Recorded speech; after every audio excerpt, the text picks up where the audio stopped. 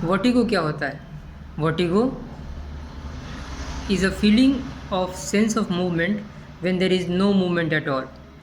क्या मतलब है इस बात का? इस बात का ये मतलब है कि हमारे बॉडी के अंदर कोई मूवमेंट नहीं हो रहा होता है, फिर भी हमें ऐसा लगता है कि हमारे बॉडी में कोई मूवमेंट हो रहा हो, या फिर हमारा सिर घूम रहा होता है।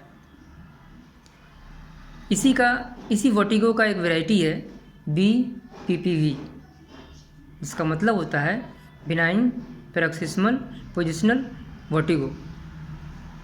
ये वर्टिगो तब आता है जब पेशेंट अपना पोजीशन चेंज करता है। जैसे पेशेंट करवट लेगा तो चक्कर आएंगे, पेशेंट उठ के बैठेगा तो चक्कर आएंगे, बैठ के खड़ा होगा तो चक्कर आएंगे। तो जैसे ही पेशेंट पोजीशन चेंज करेगा तो चक्कर महसूस होगा।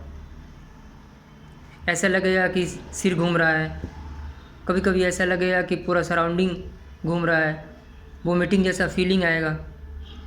तो ये सब सिम्टम्स पेशेंट को महसूस होगा। अगर किसी पेशेंट को ऐसा लगता है, ऐसा सिम्टम्स महसूस होता है, तो वो अपने ENT डॉक्टर और ऑक्यूपेशनल थेरेपिस्ट से कंसल्ट कर सकते हैं और उनसे थेरेपी ले सकते हैं।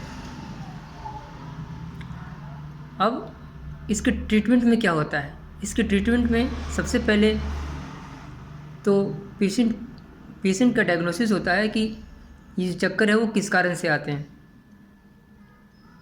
अगर BPPV होता है तो हम मैनूवर का इस्तेमाल करते हैं ये पता लगाने के लिए कि हमारा जो लीजन है वो कौन सा कान में है।